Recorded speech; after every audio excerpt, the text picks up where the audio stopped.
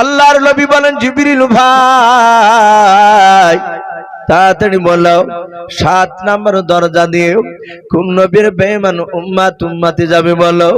জিবরিল কথা বলে নাই, শুধু ফাল করে নবীর দিকে চেয়ে আছে। আল্লাহর নবী বলেন আমি জিবরিলের চোখের দিকে তাকালাম, দেখলাম তার দুই চোখের কোনা দিয়ে বাপজি পানি ঝরতেছিল। আল্লাহ দরদি নবী বলেন জিবরিল ভাই তোমাকে আমি 1 2 3 4 করে 7 নম্বর পর্যন্ত নয় 6 নম্বর পর্যন্ত নাম করতে শুনলাম, তোমার চোখ দিয়ে পানি ঝরে নাই। ওরে জিবরিল ভাই 7 নম্বর দরজা নবীর নাম না করে তোমার চোখ দিয়ে কেন পানি ঝরে, কেন কাঁদতেছো তুমি বলো। হযরত জিবরিল আলাইহিস সালাম ডাক দিয়ে বলে হুজুর 7 নম্বর দরজার নামটা বলতে কষ্ট পাই। আল্লাহর দরদি নবী বলেন না জিবরিল ভাই কষ্ট পেও না, তাড়াতাড়ি বলো। বলে নবী গো 7 নম্বর দরজা দিয়ে হযরতে ও নবী যে আপনার কিয়ামত পর্যন্ত এক শ্রেণীর বেঈমান উম্মতি হবে, তারা আপনার সুন্নাত অনুযায়ী চলবে না, তারা আল্লাহর কোরআনের বিধান অনুযায়ী চলবে না। নবী গো সেই সব লোকেরা আপনার উম্মত হবে এক শ্রেণীর বেঈমান, তারা 7 নম্বর দরজা দিয়ে জাহান্নামে চলে যাবে। আলহামদুলিল্লাহ নাহমাদুহু ওয়া নাস্তাঈনুহু ওয়া নাস্তাগফিরুহু একটু দিন সাউন্ডটা ভাই ওয়া নু'মিনু বিহি ওয়া নাতাওয়াক্কালু আলাইহি ওয়া নাউযু বিল্লাহি মিন শুরুরি আনফুসিনা ওয়া মিন সাইয়্যাতি আমালিনা মান ইয়াহদিহিল্লাহু ফালা মুদিল্লা লাহু ومن يضلله فلا هادي له ولا نذير له ولا وزير له ولا مشير له ولا نعيم له وأشهد أن لا إله إلا الله وحده لا شريك له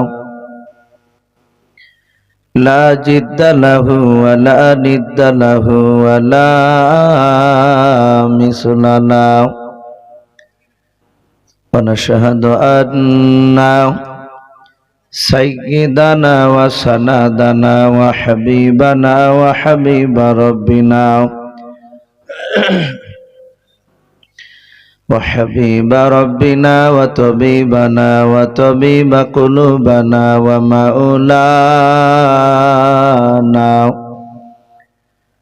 ومولانا محمدا عبده ورسوله. أعوذ بالله من الشيطان الرجيم.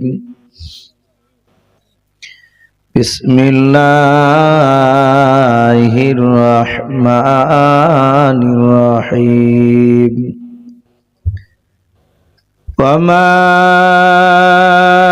أرسلناك إلا رحمة للعالمين. وقال الله تبارك وتعالى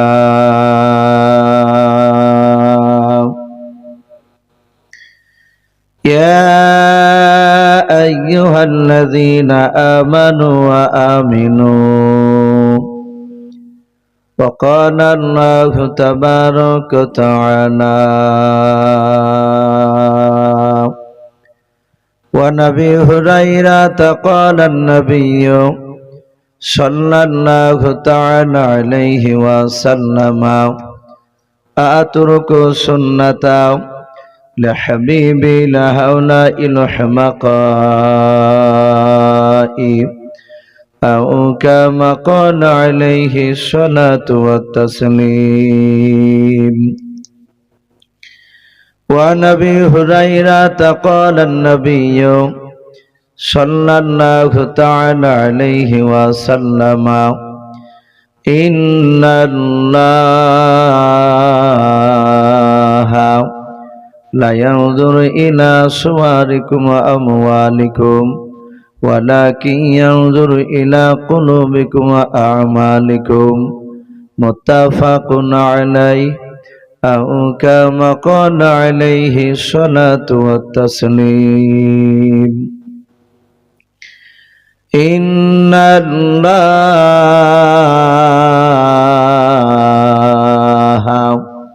وملائكته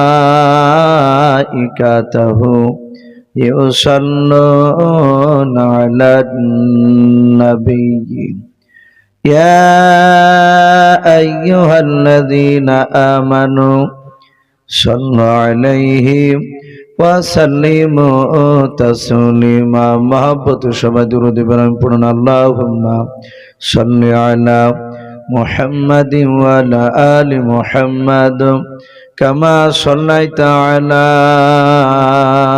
ইব্রাহিম ওয়া আলা আলি ইব্রাহিম ইন্নাকা হামিদুম মাজিদ আল্লাহুম্মা বারিক আলা محمد وعلى آل محمد كما باركت على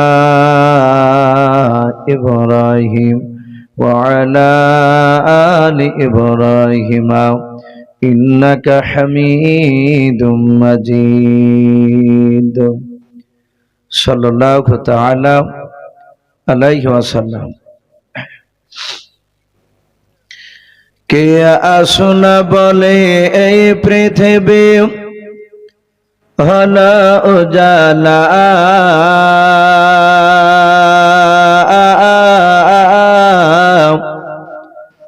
কে গাইল এসে সাম্যের গান শূন্য কাফেলা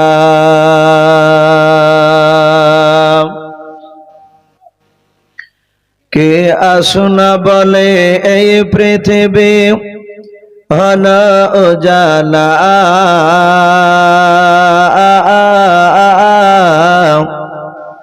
কে গাইল এসে সাম্যের গান শূন্য কাফেলা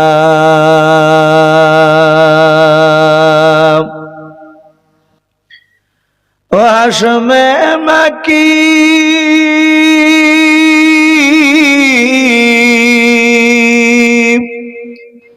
ও হাশমে মক্কি মাদানী শাহে মদিনা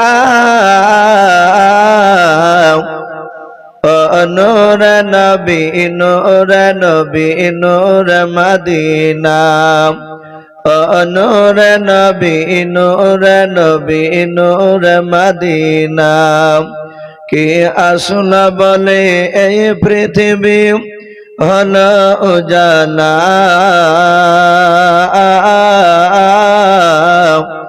কে গাইল এসে সাম্যের গান শূন্য কাফেলা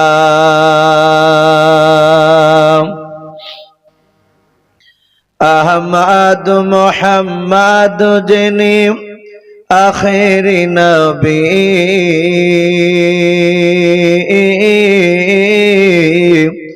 যার অশিলাতে সৃজন হল এ সুন্দর পৃথিবী যার নূরের রবি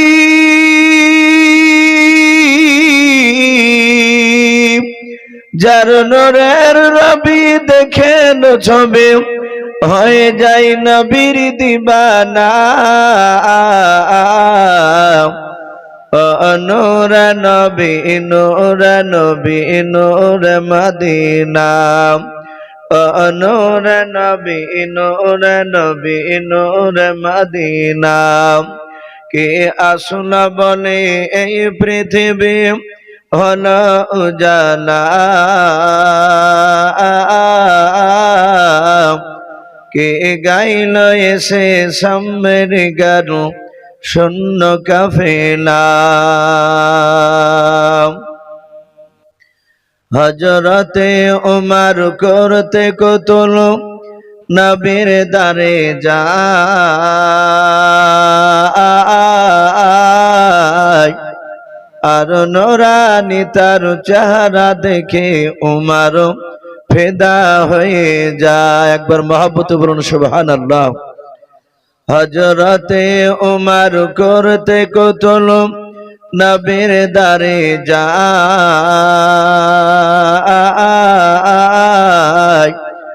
আর নুরানি তার চেহারা দেখে উমর ফিদা হয়ে যায়। যার মায়াবী চেহারা, যার মায়াবী চেহারা দেখে উমর হয়ে যায় নবীর দিবানা। নূর নবী নূর নবী নূর মদিনা, নূর নবী নূর নবী নূর মদিনা। কি আসল বলে এই পৃথিবী হলো উজালা, কে গাইল এসে সামের গান শূন্য কাফেলা। ভাই আমরা চা খেতে খেতে আরেকবার মহব্বত দুরূদ ইব্রাহিমটা বাবজি পড়িনি। আল্লাহুম্মা সাল্লি আলা মুহাম্মাদি ওয়া আলা আলি মুহাম্মাদ কামা সাল্লাইতা আলা ইব্রাহিম ওয়া আলা আলি ইব্রাহিম ইন্নাকা হামিদুম মাজিদ। আল্লাহুম্মা বারিক আলা মুহাম্মাদি ওয়া আলা আলি মুহাম্মাদ কামা বারাকতা আলা ইব্রাহিম ওয়া আলা আলি ইব্রাহিম ইন্নাকা হামিদুম মাজিদ। সাল্লাল্লাহু তাআলা আলাইহি ওয়াসাল্লাম।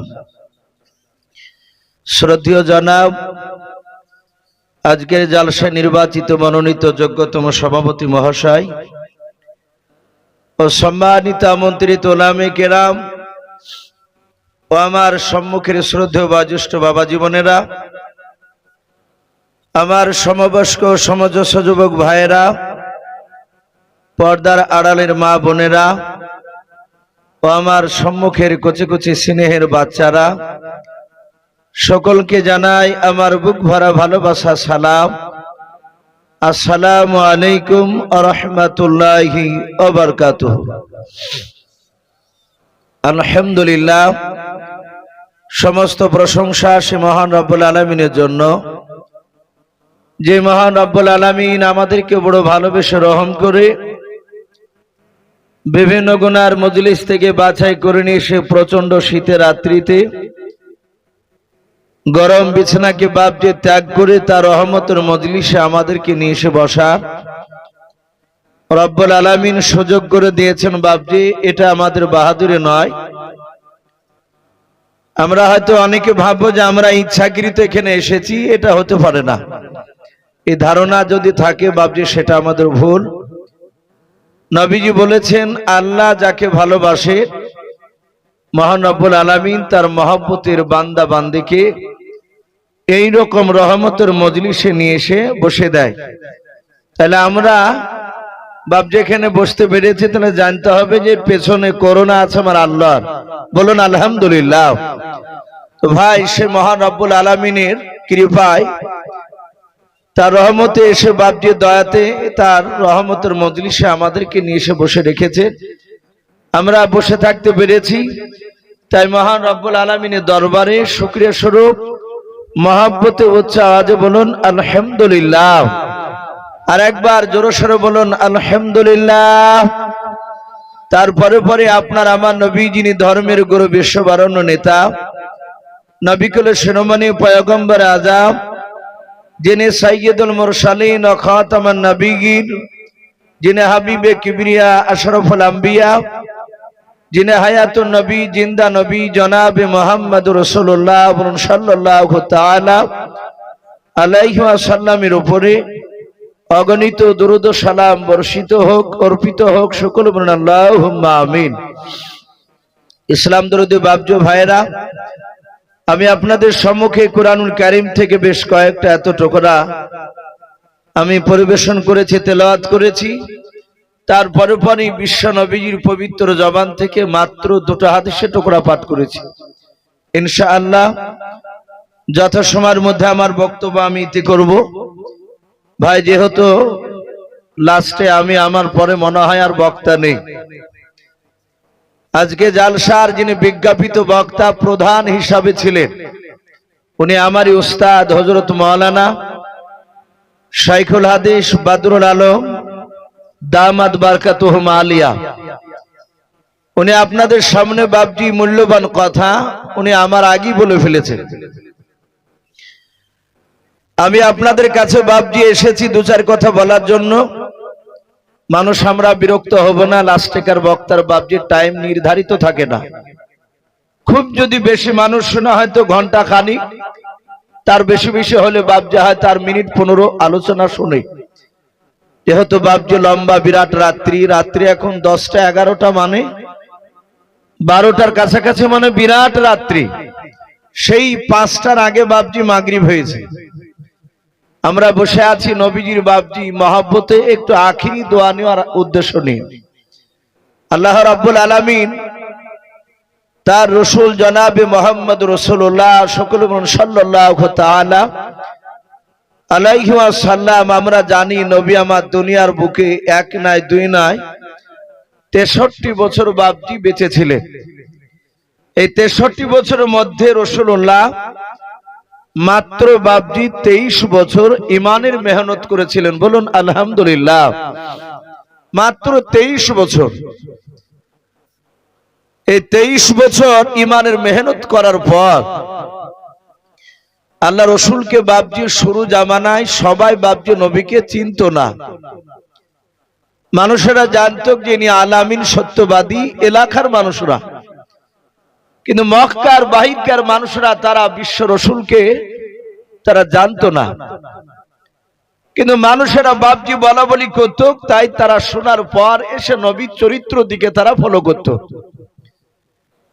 আমার বিশ্ব নবী অনেক মার খেয়েছে কলেমার দাওয়াত প্রচার করতে গিয়ে।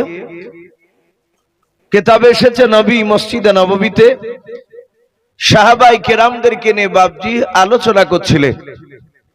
আর যেমন আপনারা কেশবপুর এই নদাপাড়া হাফিজিয়া মাদ্রাসার যে জালসা শোনার জন্য বাপজি বসে আছে, প্রায় বক্তা দেখি বাপজি আপনারা চেয়ে চেয়ে কথাগুলো শুনছিলেন। নবীর সাহাবাই কেরাম তারা নবীর চেহারার দিকে চেয়ে চেয়ে বাপজি তারাও কথাগুলো শুনছিলেন। তাকে নবী আমার আলোচনা করতে করতে রসুল হঠাৎ করে বাপজি চুপ করে বাপজি রসুল্লাহ তাকাতে লাগলেন। সাহাবারা বলেন আমরা নবীজির চেহারার দিকে চেয়ে দেখলাম নবীজির দুই চোখের কোনা দিয়ে বাপজি ঠোপে ঠোপে পানি ঝরছে। সাহাবা আবু বকর রাদিয়াল্লাহু তাআলা আনহু বাবা আল্লাহর নবীকে বলেন, হুজুর আপনি আমাদের দিকে তাকিয়ে কেন কান্না করেছেন বলেন? ওগো নবী আপনার চোখের পানি আমরা সহ্য করতে পারি নাই।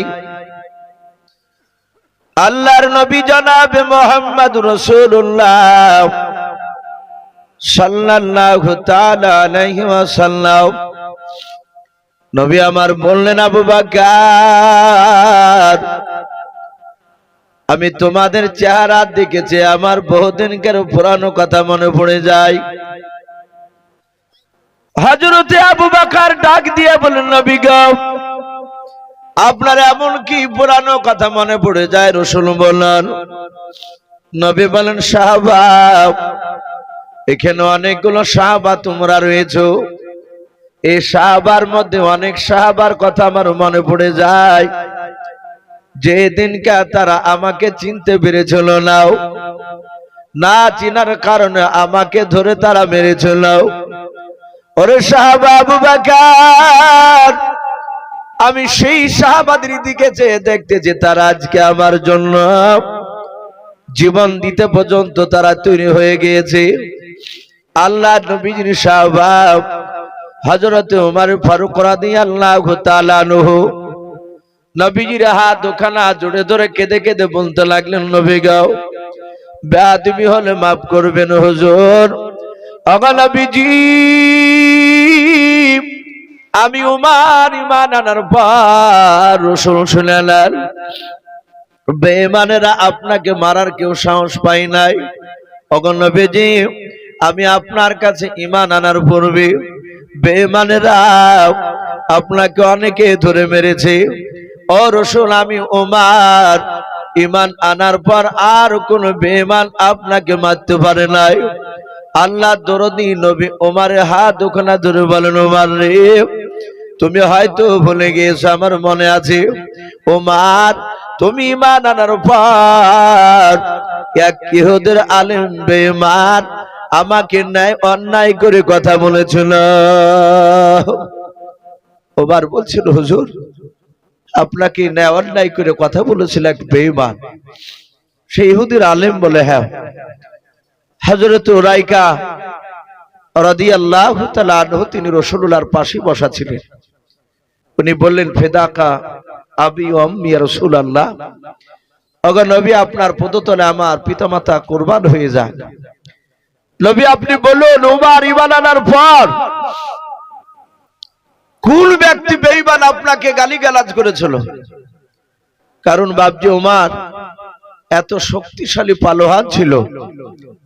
আমরা তার জীবনে অনেক বক্তার মুখে শুনেছি, রাসূল বলেন ওমর ঈমান আনার আগে প্রকাশ্য বাপজি কলমার দাওয়াত দিতে পেরেছিলেন না। নবী চুপি চুপি কলমার দাওয়াত দিতেন, শুধু ওমরের ভয়ে। ওমর এত বড় শক্তিশালী ছিল, বেয়াদব, রাসূলকে তখন চিনতো না। আল্লাহ রাসূল ওমরের বাহাদুরি দেখে নবীজি রাত্রিবেলা কালতেন, ওগো আল্লাহ। নবী কেঁদে কেঁদে বলতেন, ওগো আল্লাহ, তোমার উমার বান্দা, আমার উম্মত, সে যদি একটিবার যদি আমার কলেমা পড়ে নিত, আর যেভাবে বেঈমানদেরকে নিয়ে তোমার ইসলামকে ধ্বংস করার চক্রান্ত চালাচ্ছে, সে দাদাগিরি দেখায়, সে কলেমা পড়লে তোমার সাথীদের, তোমার বান্দাদেরকে নিয়ে, ওমরের সাথীদেরকে নিয়ে, আমার অন্য সাহাবাদেরকে নিয়ে ওমর উনি কলম আর নেতৃত্ব দান দিতেন। বলুন সুবহানাল্লাহ। আল্লাহ রাসূলের দোয়া করতেন, আল্লাহ রাব্বুল আলামিন ওমরের দোয়াকে কবুল করে নিয়েছে। উরাইকা বলছে, নবী বলুন, কবে ওমর ঈমান আনার পরে কোন ইহুদি আলেম গালি দিয়েছিল আপনাকে? উরাইকা জানতো না, কারণ উরাইকার বাড়ি মক্কা নগরে ছিল না, তার বাড়ি ছিল বাপজি শাম দেশে। নবীর আখলাক চরিত্র দেখে মক্কা থেকে বাপজি নয়, শাম দেশ থেকে মক্কাতে এসেছিল ঘুরতে।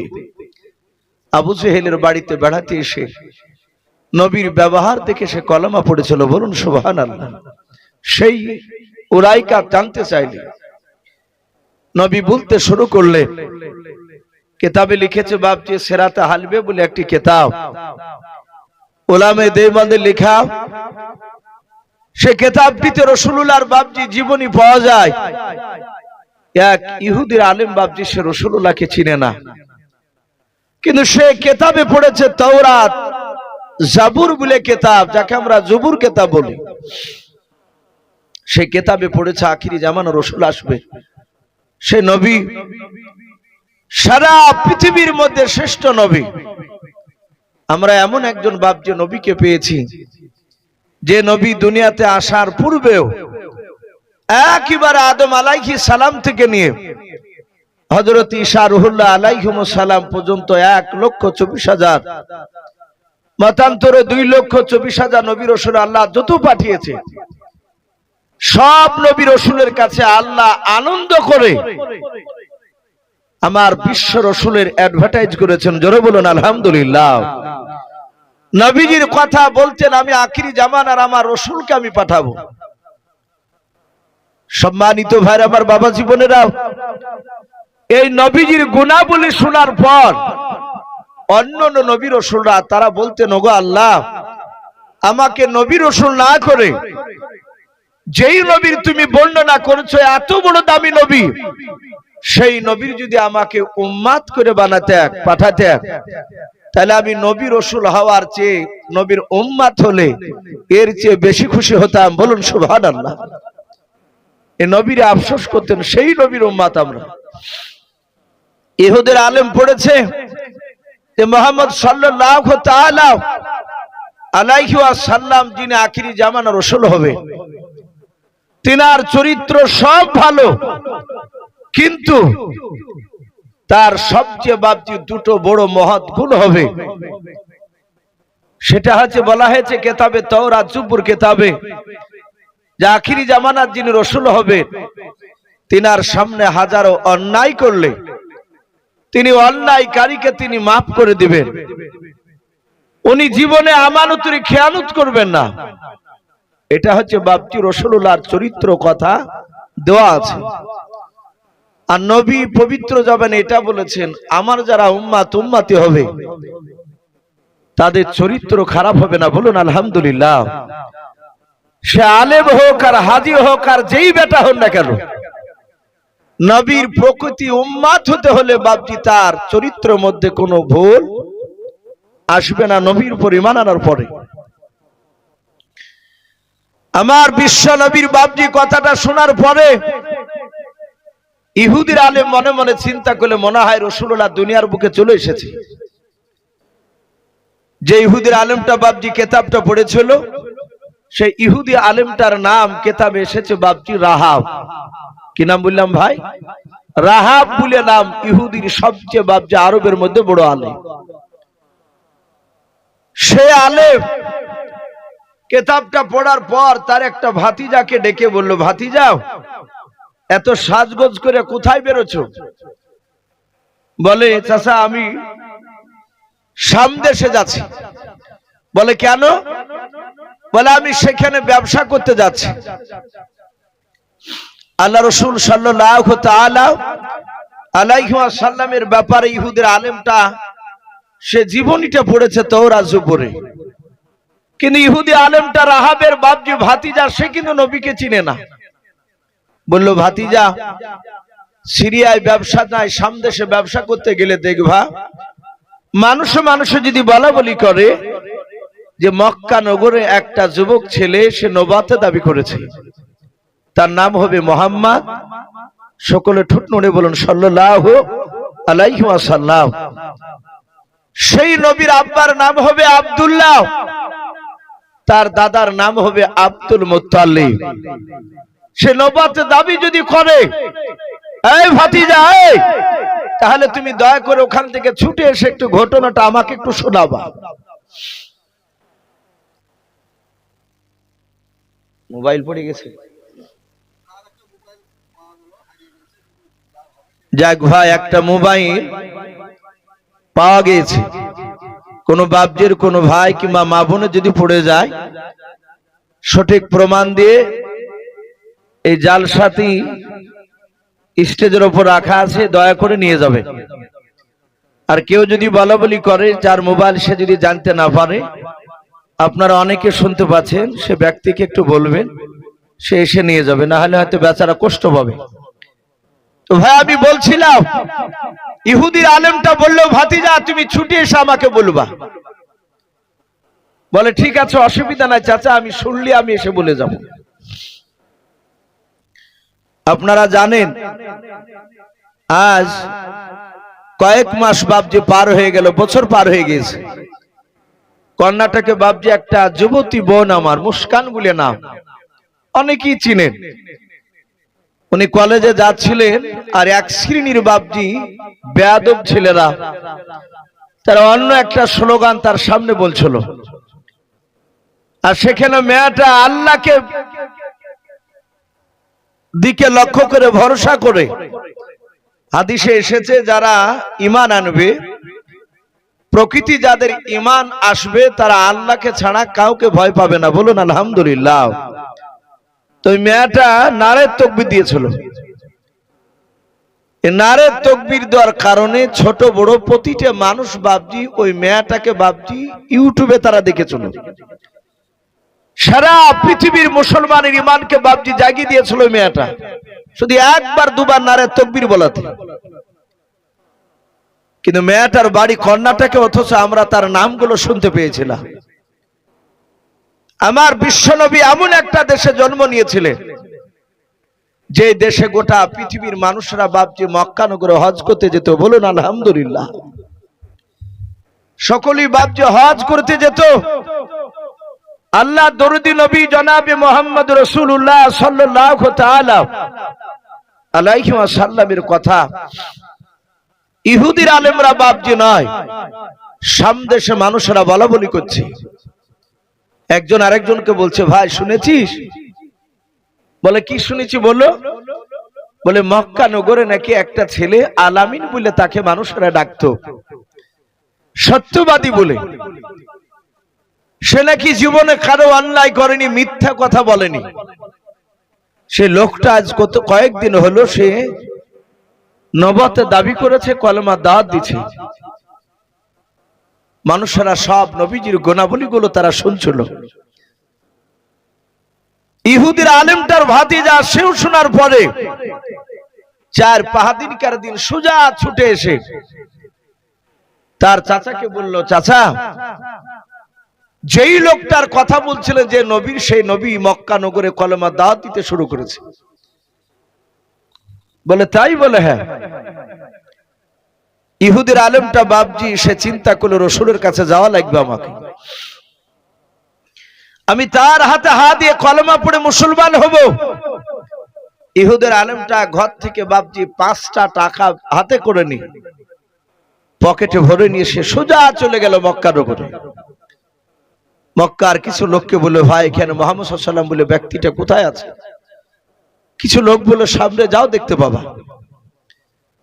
আল্লাহ রসুলের কাছে বাপজি চলে গেলে ইহুদির আলেমটা নবীর কাছে গিয়েছেন, তখন কয়েকজন বাপজি সাহাবা ঈমান এনেছেন।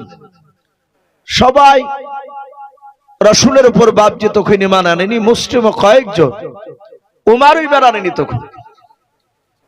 ইহুদির আলেমটা যাওয়ার পর বিশ্ব নবীর কাছে গিয়ে নবীর কে জিজ্ঞাসা করলো, ভাই তোমার নাম কি মুহাম্মদ? বলুন সাল্লাল্লাহু আলাইহি ওয়াসাল্লাম। নবীজি বললেন, হ্যাঁ আমার নাম মুহাম্মদ সাল্লাল্লাহু আলাইহি ওয়াসাল্লাম। ইহুদের আলেমটা বলল, তুমি কি নবী প্লাস রাসূল? নবীজি বললেন, আমি নবী প্লাস রাসূল। এখানে যারা বাপজি উলামায়ে কেরাম আছে তারা আশা করি জানেন নবী আর রাসূলের মধ্যে পার্থক্যটা কতটা।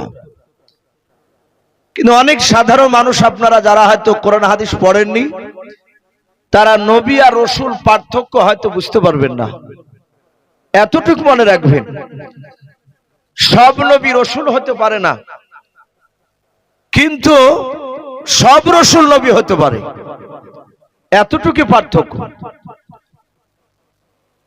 আল্লাহ রসুল বললেন, আমি নবী প্লাস রাসূল। ইহুদের আলেমটা চিন্তা করছে, বেটার হাতে যদি আমি বিনা পরীক্ষায় এর ওপর যদি ঈমান আনি, আর বাস্তবে যদি সে নবী না হয়, রাসূল না হয়, তাহলে ওর ওপর ঈমান আনা এটাও জাহান্নামের রাস্তা।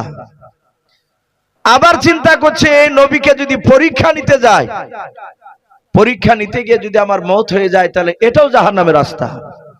আল্লাহ বলবে, আমার নবীকে পাওয়ার পর কেন তুই পরীক্ষা নিতে গিয়েছিলি? ইহুদের আলেমটা চিন্তা করলে, আমি বিনা পরীক্ষায় এর উপর ঈমান আনবো না। ইহুদের আলেমটা পকেট থেকে 5টা টাকা বের করে আল্লাহর নবী জনাবে মুহাম্মদ রাসূলুল্লাহ সাল্লাল্লাহু তাআলা আলাইহি ওয়াসাল্লামের হাতে বাপজি ধরে দিলেন। আল্লাহর নবী টাকাটা ধরার পর বললেন, ভাই এই 5 টাকা আমি কি করব? বলে, নবী গো, আমি 5 টাকা আপনার কাছে আমানত স্বরূপ রাখার জন্য দিলাম। আপনার এলাকায় 5 টাকার পরিবর্তে 20 কেজি খেজুর ভালো পাওয়া যায়? বলে হ্যাঁ। ডাক দিয়ে বলেছিল, ওগো আল্লাহর নবী, ও নবী রাসূল শুনে নেন, আমি আপনার কাছে 1 নাই 2 নাই, আমি 15 দিন পর কিংবা 15 দিন কের দিন আমি এসে 5 টাকার বিনিময়ে 20 কেজি খেজুর নিয়ে যাব। এই নবী, আপনি টাকাটা নিয়ে খেজুরগুলো আপনি গুছিয়ে রাখবেন। আল্লাহর নবী জনাবে মুহাম্মদ রাসূলুল্লাহ সাল্লাল্লাহু তাআলা আলাইহি ওয়াসাল্লাম, নবী আমার রাগ করলেন না, বিরক্ত মনে করলেন না। নবী আমার মিষ্টি হাসি দিয়ে বললেন, ভাই তুমি 15 দিনকার দিন কিংবা 15 দিন পর এসে তোমার 5 টাকার বিনিময়ে 20 কেজি খেজুর কিনে রাখবো, তুমি নিয়ে চলে যাবা। ইহুদের আলেম আল্লাহর নবীকে বলে, বাপ যে রাস্তা দিয়ে বাড়ি চলে যাচ্ছে, আল্লাহকে ডেকে বলেন, মাওলা তুমি আমাকে 15 দিন জিন্দা রাখবা, 15 দিনের মধ্যে তুমি উম্মত বানাও, কারণ আমি তোমার নবীকে পরীক্ষা নিতে এসেছিলাম। আমি তোমার নবীকে পরীক্ষা নেওয়ার জন্য আমি 5টা টাকা দিয়েছি। সত্যিকারী নবী হলে তার উপর ঈমান আনবো, ভণ্ড নবী হলে ঈমান আনবো না। ইহুদের আলেমটা বাড়িতে গিয়ে দিন গুনতে লাগলো। 1 দিন, 2 দিন, 3 দিন, 4 দিন, 5 দিন, 6 দিন, 7 দিন, 8 দিন, 9 দিন পার হয়ে 10 দিন বাপটি হতে চললো। 10 দিনে সেদিনও পার হয় নাই। ইহুদের আলেমটা সোজা সকালবেলা বাপজি বাড়িতে চলে গেল নবীজির দরবারে। এবার দ্বিতীয়বার মক্কা নগরে কোনো মানুষকে জিজ্ঞাসা করতে হলো না, কারণ ইহুদের আলেমটা নবীর কাছে প্রথমে এসে রাস্তা চিনে গিয়েছিল। আল্লাহ রাসূলের সাহাবারা নবীর কাছে বসা। আমিরুল মুমিনিন উমর ইবনুল খাত্তাব রাদিয়াল্লাহু তাআলা আনহু বাবা নবীর কাছে বসে আছে, খোলা তলোয়ার হাতে করে নিয়ে। মাত্র নবীর আমার কাছে ওমর 4 দিন হয়েছে ঈমান আনা, বলুন সুবহানাল্লাহ। একবার বাপজি টাটকা ঈমানদার সাহাবা ওমর 4 দিন কার হয়েছে বাপজি ঈমান আনা। ওমর ও বাপজি পাশে বসাও। আল্লাহ রাসূলের কাছে আসার পর বাবা ইহুদির আলেমটা বাপজি কথা না বলে সোজা এসে নবীর জামার বাপজি কলার খানাকে চেপে ধরলো। আল্লাহর নবী জনাবে মুহাম্মদ রাসূলুল্লাহ সাল্লাল্লাহু তাআলা আলাইহি ওয়াসাল্লাম নবী বলেন, ভাই তুমি আমার কলার খানা কেন জামার ধরলে বলো? ইহুদের আলেমটা নবীর কলার খানা ধরে বাপজি এভাবে টানতে শুরু করলো, নবীকে হিলাতে শুরু করে দিল। আল্লাহর নবী বলেন, ইহুদি ভাই দয়া করে আমার কলার খানা তুমি ছেড়ে দাও, আমার কষ্ট হতেছে।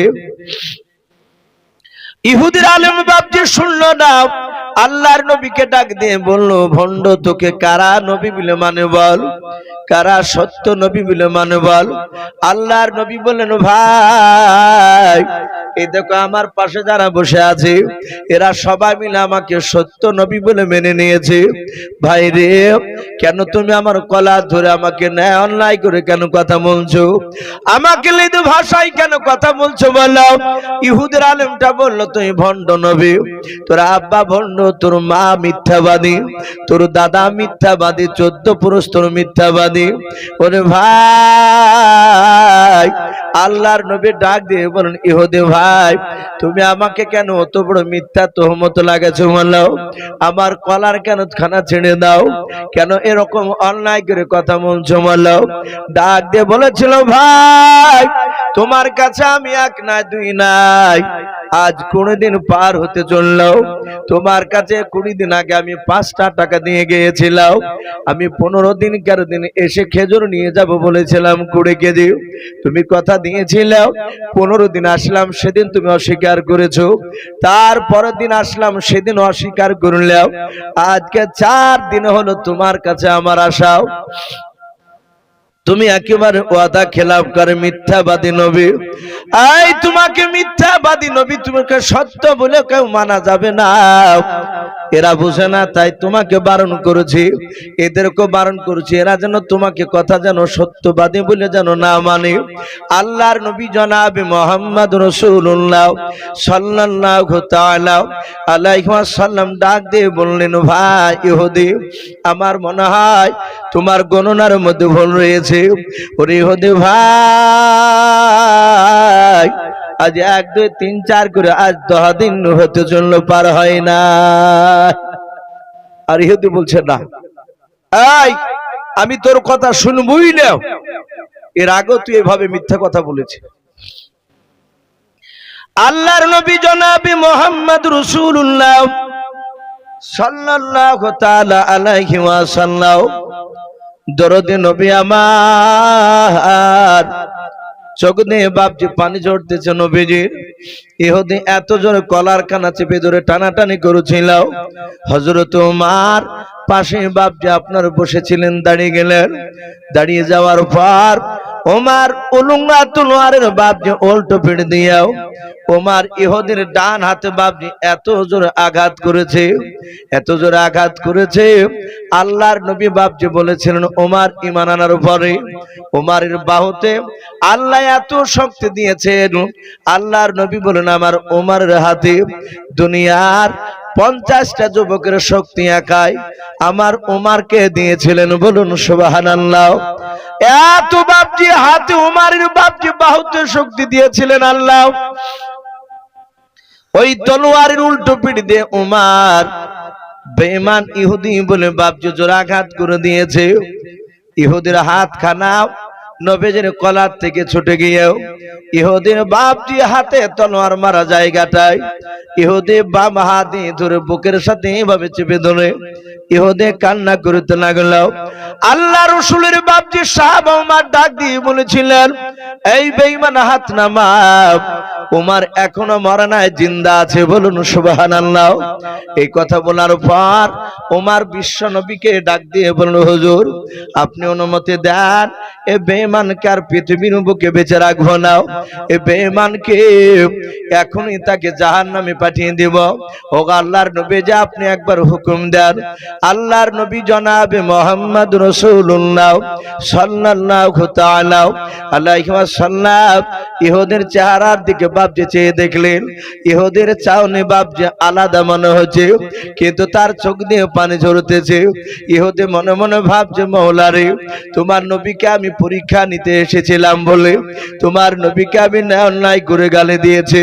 সত্য নবী না মিথ্যা নবী এটা পরীক্ষা করার জন্য ওগো মাওলা তোমার নবীর কলা ধরেছিলাম, ওমর আমাকে মেরেছে।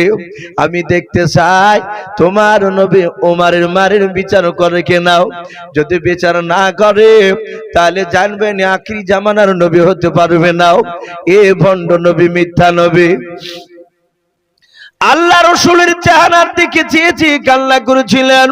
ওইদিকে আল্লাহর নবী জনাবে মুহাম্মদ রাসূলুল্লাহ সাল্লাল্লাহু তাআলা আলাইহি ওয়াসাল্লামের কাছে ওমর ডাক দিয়ে বলল হুজুর অনুমতি দেন, এ বেঈমানকে জবাই করে জাহান্নামে পাঠিয়ে দেই।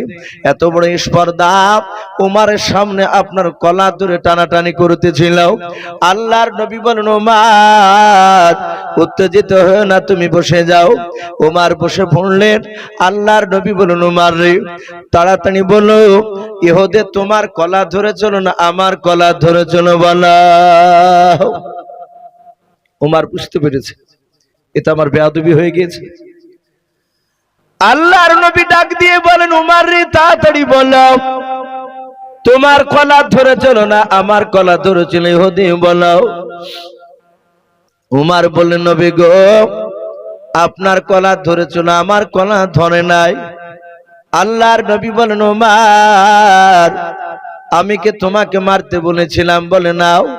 বলে তাহলে তুমি ইহুদিকে কেন তুমি মারলে? বলে হুজুর আমি সহ্য করতে পারি নাই। ও নবীজি আপনার উপর ঈমান আনার পূর্বে রাসূল আপনাকে চিনতাম না। কোরআন পাকে বাপটি লিখেছে বেঈমান আবু জেহেল তার দলবল সবাই মিলে বাবা মিটিং করতো। তারা বলতো নবীজির এবং নবীর সাথী ভাইদেরকে যাকি দেখবা তাদের কথা শুনবা না, লা তাসমাউ লিহাযাল কুরআন। বেঈমানেরা আল্লাহর নবীকে দেখলে তারা কোরআনের কথা শুনতো না। এইভাবে তারা নবীকে নবীর সাহাবাদেরকে দেখলেও কানে আঙুল ভরে দিয়ে বাপজি চলাফেরা করতো, তাদের পকেটে তুলো নিয়ে বেড়াতো, যাহাতে নবীকে দেখতেন নবীর সাহাবাদেরকে দেখতেন আর সাথে সাথে পকেট থেকে তুলা বের করে তারা কানে ভরে দিত যেন নবীজির কথাগুলো যেন তাদের কানে না যায়। আবু জেহেলরা জানতো, উদমা সাইবারা জানতো, আবু লাহাবরা জানতো আল্লাহ নবীর কথা কেউ যদি 5 মিনিট ধরে বাপজি যদি শুনে নেয় ওই লোকটা ঈমান না নিয়ে থাকতে পারবে না। বলুন সুবহানাল্লাহ। তাই হযরত ওমর ডাক দিয়ে বলেছিলেন হুজুর আমি আপনার উপর ঈমান আনার আগে রাসূল আপনাকে চিনতাম না, আপনার উপর ঈমান আনার পর আমি জানতে পেরেছি আপনি কত বড় সত্যবাদী নবী। ওগো আল্লাহর নবী, সারা পৃথিবীর মানুষ যদি একদিকে হয়ে যায়, আপনার বিরোধিতা যদি করে, আপনাকে যদি খারাপ বলে, ওগো নবী আমি ওমর একদিকে আলাদা হয়ে আপনাকে খারাপ বলতে পারবো না। আমি জানি আপনি কোনোদিন মিথ্যা কথা বলতে পারেন নাই, কাউকে আপনি আঘাত দিতে পারেন নাই। আল্লাহর রাসূল বললেন, ওমর রে শুনে না, আমি তোমাকে হুকুম করি নাই বলে নাও, তাহলে তুমি যে মেরেছে ইহুদিকে মেরেছে, এটা অন্যায় হয়েছে তোমার। ওরে আমার ওমর, দয়া করে ইহুদের হাত ওখানা ধরে তুমি ক্ষমা চেয়ে নাও। ইহুদি মনে মনে ভাবছি, মুহাম্মদ সাল্লাল্লাহু আলাইহি ওয়াসাল্লাম এত কড়া বিচার করবে তা আমি জানতাম না। আল্লাহ রাসূল বললেন, ওমর এখন এই মুহূর্তে তুমি ইহুদির হাত ওখানা ধরে ক্ষমা চাও।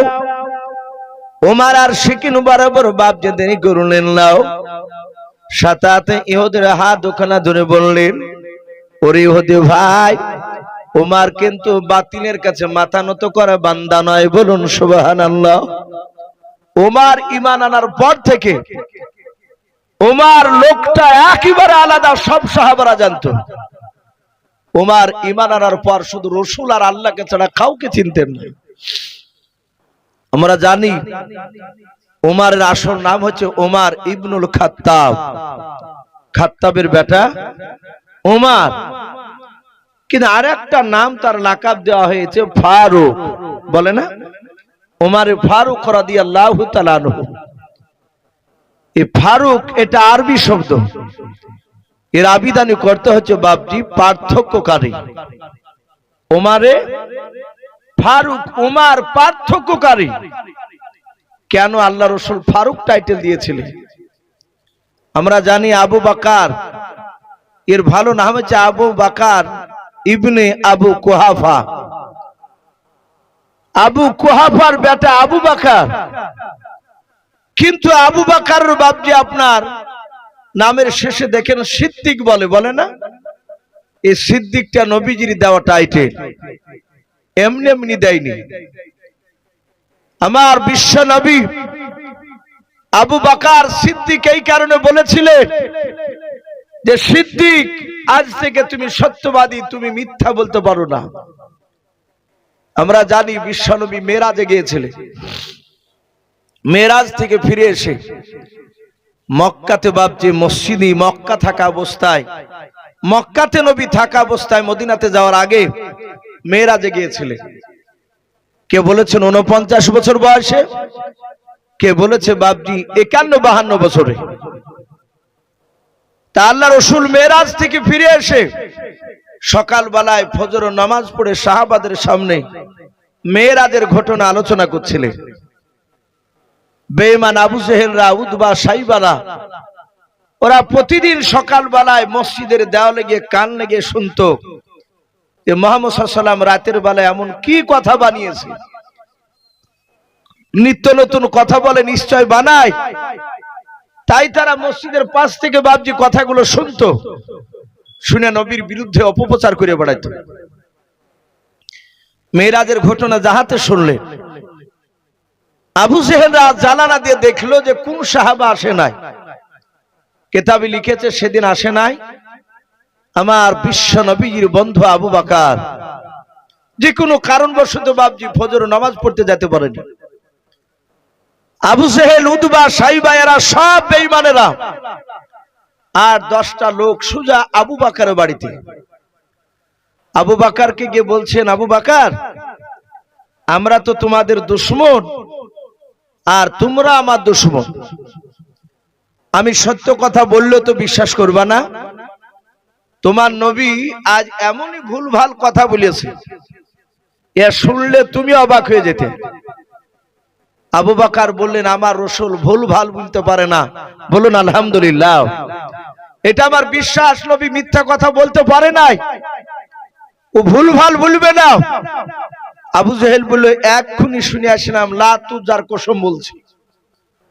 বেঈমানেরা সেই সময় লাত উজ্জাকে ডাকতো। ওরা কোনো কথা, সত্য কথা প্রমাণ করতে গেলে ওরা লাত উজ্জা কসম খায়। আমরা যেমন বলি না যে আল্লাহরই কিরিয়ে খোদার কসম বলে তো অনেকে। আর মনে রাখবেন, যে কথায় কথায় ক্রিয়া কাটবে জানবেন ও মিথ্যে কথা মনে হয় বলছে। আল্লাহ বাদ দিয়ে অন্য কারো তো কসম খাওয়া যাবেই না। তো ও বলছে যে আমি লাত উজ্জার কসম করে বলছি। এই মুহূর্তে শুনে আসলেন, বলে কি, বলে তোমার নবী নাকি আজকে রাতে নাকি ওই মসজিদে হারাম থেকে ওই বাইতুল মুকাদ্দাস গিয়েছিল। যে মসজিদে হারাম থেকে বাইতুল মুকাদ্দাস যেতে উঠে চেপে যেতে প্রায় 16 থেকে 17 দিন সময় লাগে। বলুন আলহামদুলিল্লাহ। এতটা রাস্তা এক রাতে নাকি ওখানে যাই, আবার ওখান থেকে 70 পাক আসমান পাড়ি দিয়ে জান্নাত জাহান্নাম দেখে আসলো। আবার এসে বাড়িতে এসে শুয়ে পড়লো। যে বাড়িতে শুয়েছিল উম্মে হানির বাড়িতে, তারা নাকি কেউ জানতে পারেনি। বলে আবু বকর, এই কথা কি বিশ্বাস করা যায়? এই কথা কি বিশ্বাস করা যায়? বলো তুমি সুস্থ মস্তিষ্কে থাকলে কথা কি মানবা? ওরা আবু বকরের অবিশ্বাস যদি চলে আসে তাহলে ওদের জীবন ধন্য, যে আবু বকর ঈমানকে নষ্ট করে দিয়েছে। আমার আবু বকর সিদ্দিক রাদিয়াল্লাহু তাআলা আনহু আবু জেহেল, উতবা, সাইবাদের দিকে লক্ষ্য করে ডাক দিয়ে বলেছিলেন, ও আবু জেহেল, উতবা, সাইবারা শুনে নাও,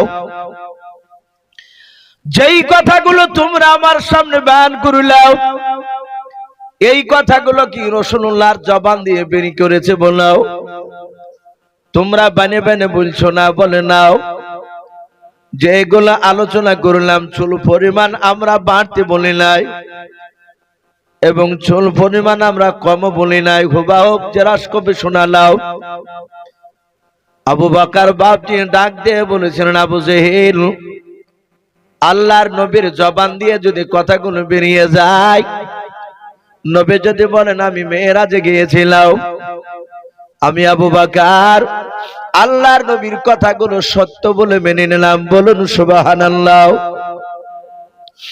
আবু জেহেল বলল, একেও পারা গেল না। আল্লাহর নবীজির কাছে আবু বকর দৌড়ে গিয়ে বলেছিলেন, হুজুর, আপনি আজ সকালবেলায় ফজরের নামাজের উপর সাহাবাদের সামনে এই কথাগুলোকে আলোচনা করেছিলেন। বলুন। আল্লাহর নবী বলেন, আবু বকর রে, তুমি কি আমার কথার উপর সন্দেহ করেছো, বিশ্বাস কি করো নাই? নবীজির বন্ধু আবু বকর কাঁদে আর বলে, নবী, আমি আপনার আবু বকর বন্ধু সাহাবা, আপনাকে এত বিশ্বাস করে শুনে নেন হুজুর। আমি বলেছি আল্লাহর নবীজির জবান দিয়ে যদি কথাটা বেরিয়ে যায়, আল্লাহর নবীর কথাগুলো সত্য বলে আমি মেনে নিলাম। আমার বিশ্ব নবী আর থাকতে পারলেন না। আবু বকরকে বুকের সাথে জড়িয়ে ধরে বললেন, আবু বকর, আজ থেকে আমি তোমার নাম সিদ্দিক বাড়িয়ে দিলাম। বলুন সুবহানাল্লাহ। তুমি সত্যবাদী। এই উমারের নামটা বাপজি ফারুক এমনি দেয়নি। আপনারা হয়তো শুনেছেন, রসুলের জীবদ্দশায় নবী বেঁচে আছে, এক সাহাবা আর এক ইহুদি বেঈমান, সে নবীর উপর ঈমান আনেনি। তাদের দুজনের জমি একই পাশাপাশি আলী। এখন ওই দুই জমির মাঝখানে বাপজি একটা খাজুর গাছ রয়েছে। ওমর আইলটাকে ধাক্কা ধুক্কি দিয়ে, ওমরের জামানাতি, রসুলের জামানাতি, ওই সাহাবা, মুসলমান সাহাবাটা আইলটাকে ঠেলাঠুলি দিয়ে বাপজি গাছটাকে ওর দিকে করে নিয়েছে।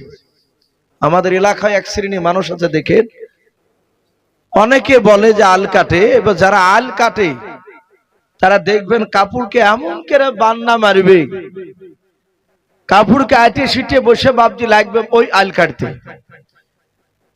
ওর আলের উপর দিয়ে মানুষ হাঁটে যেতে পারে না, এমনই শুরু করে ফেলে। তো ওই সাহাবা বাপজি আলটাকে কেটে খুঁটে ধাক্কা ধুক্কি দিয়ে ওর দিকে গাছ করে নিয়েছে। গাছ কিন্তু ওর নয়।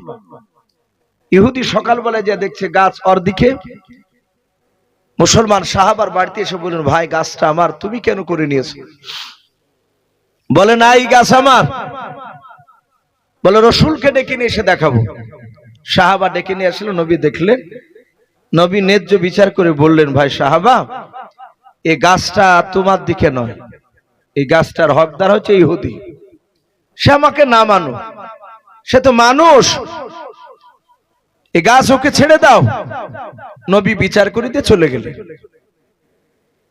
সাহাবা বলল, ইহুদি বলল, ভাই দেখলে তোমার নবীকে না মানতে পারে, কিন্তু তোমার নবী মিথ্যা কথা বলে না, ইনসাফের সহিত বিচার করেছে। সাহাবা বলল, আমার নবী মনে হয় কোনো টেনশন আছে, বিচারটা আমার মনোভূত হয়নি, সঠিক হয়নি। আর একটা লোক আছে, সে সঠিক বিচার করে। ওর বিশ্বাস ছিল ওমর কে দেখতেন, ইহুদির নাম শুনলি ওমরের চোখ দুটা কুখের মতো লাল হয়ে যেত। উনি সহ্য করতে পারতেন না ইহুদিকে দেখলে। তা ওর ধারণা যে ইহুদির ব্যাপারে যাহাতে গাছ শুনবে, আর ও গাছ ওকে তো দিবই না, আমার দিকে রায় প্রকাশ করে দিবে। এখন যেটা বিচার হচ্ছে বর্তমান বাবজি, এখন সরকার বলেন আর আপনার আমাদের গ্রামগঞ্জে যে বিচারগুলো হয়, সব মানুষের কট টেনে বিচার হয়। বাপ দুর্বল হলে, গরিব হলে তাকে আরো কণ্ঠাসা করে দেয়। কিন্তু অপেক্ষায় থাকবেন কিয়ামতের ময়দানে। আজ যারা বাপজি দুর্বল, তারা কিয়ামতের ময়দানে সাব্বাল হবে, বলুন আলহামদুলিল্লাহ। আর যারা সাব্বাল দুনিয়ায়, তারা দুর্বল হবে, সেদিন অসহায় হয়ে যাবে। আল্লাহ বলছেন, সেদিন আমি ন্যায্য বিচার করব। যারা কট টেনে বিচার করবে তাদেরও হালুয়া টাইট করবে সেদিন, শুধু মৃত্যুর অপেক্ষায়। সাহাবা বললে, আর একজন আছে ওমর, তাকে নিয়ে এসে বিচার করব। ইহুদি বললে, চলো। ওমরকে দুজনায় ডাকতে গিয়েছে। ইহুদি তো রাজি নাই, কিন্তু উপায় নাই, সাহাবা মানছে না, তা নিয়ে গেলে। ওমরের কাছে গিয়ে বলছেন, হুজুর একটু আমার জমিতে চলুন, একটা বিচার করতে হবে। ওমর জানে যে রসুল এখনো বেঁচে আছে, মরে নাই। আর নবী জিন্দা থাকা অবস্থায় ওমর দ্বিতীয় কোনো বিচার করবে না, বলুন আলহামদুলিল্লাহ। এটা ওমরের আকীদা, বিশ্বাস। ওমর বললেন, ভাই সাহাবা, এ বিচার আউয়াল না ইসনান, এ বিচার প্রথম না দ্বিতীয়? ও হাসতে হাসতে বলেছে, বিচার ইসনান, দ্বিতীয়, 2 নাম্বার বিচার। সাহাবা বুঝতে পেরেছে, তাহলে রাসূলুল্লাহর বিচারকে অমান্য করে এখানে এসেছে। দ্বিতীয় মানে, প্রথম হলে বলতাম যে আমার কাছে না, নবীর কাছে যাও। সাহাবা বলল, দাঁড়াও, এ বিচার কে নিয়ে এসেছে? দ্বিতীয় বিচার কে? প্রথম বিচারটা কে মানে নাই? ইহুদি চট করে বলল, এই সাহাবাই মানেনি। ওমর বলল, ভাই একটু দাঁড়া। দাঁড়িয়েছে ওমর, ঘরের ভিতর থেকে বাপজি উলুঙ্গা তলোয়ার হাতে করে নিয়ে এসে হাঁটে এসছে। আর সাহাবা মুচকে মুচকে হাসছে। খেজুর গাছ লিবি? ইহুদির দিকে তাকাচ্ছে আর হাসছে, আর কথা বলছে। উভয় বেছে ইহুদিকে মারবে। সাহাবা একটু দূরে আছে, বললেন, ভাই একটু কাছে এসো। যাহাতে কাছে গিয়েছে, উমারের একদম হাতের রেঞ্জের বাইরে ছিল, একেবারে সামনে চলে এসেছে ওর ভিতরে। ওমর তলোয়ার দিয়ে খ্যাচ করে বাপজি গলাতে চাপি দিয়ে ওর বডি থেকে আলাদা সাহাবার বাপজি মাথা কেটে দিয়েছে। আর ইহুদি বাপজি দৌড়াচ্ছে, সর্বনাশ, নিজের জাতকে পর্যন্ত ছাড়ে নাই। দৌড়াচ্ছে, বলে, ওমর আর খেজুর গাছ আমি নিব না, ওকে দিয়ে দাও। ওমর বলে, না ইহুদি, এই দাঁড়াও, এই খেজুর গাছ তোর, তুই খেজুর গাছ তুই দখল করে নেগা। এত বড় স্পর্ধা, বেঈমান, আমার রাসূলের বিচারকে অমান্য করে এখানে এসেছে। বাপজি আমার সোনা লালেরা, সে কিন্তু শুধু কলেমা পড়েছিল সেই ব্যক্তি। আল্লাহ রাসূলের কানে গিয়ে খবরটা গেল যে আপনার উপর একজন কলেমা পড়া লোক, তাকে ওমর জবাই করে দিয়েছে। ঘটনা সব শুনলে গোটা আরব বাপজি তোলপাড় চলছে। আমার রাসূল বলেন, ওগো সাহাবারা, আজ থেকে শুনে নাও, ওমরকে শুধু ওমর বলবা নাও, ওমরকে ফারুক বলবা, ওমর আমার হক আর বাতিলের পার্থক্যকারী, বলুন সুবহানাল্লাহ। সেই উমর ইহুদির হাত দুখানা ধরে বলেছিল, ভাই ওমর বাতিলের কাছে মাথা নত করা বান্দা নয়, কিন্তু পরিস্থিতি আলাদা হয়ে গিয়েছে। আল্লাহর নবী তোমার হাত দুখানা ধরে ক্ষমা চাইতে বলেছে। ওরে ইহুদি ভাই, দয়া করে তুমি আমাকে ক্ষমা করে দাও। ইহুদি বাপনি মাথা ইশারা করে দিল, বলল ক্ষমা করে দিলাও। আল্লাহর নবী জনাবে মুহাম্মদ রাসূলুল্লাহ সাল্লাল্লাহু তাআলা আলাইহি ওয়াসাল্লাম, নবী আমার সোজা বাপ যে আপনার নয়, নবী যে উমর নয়, ওসমান গনিকে বলে জামাই ওসমান গনি বাড়িতে গিয়ে তুমি 25 কেজি খেজুর নিয়ে এসো। 25 কেজি খেজুর নিয়ে আসলেন। আল্লাহর দরদি নবী আমার 20 কেজি খেজুর ইহুদিকে দিলেন।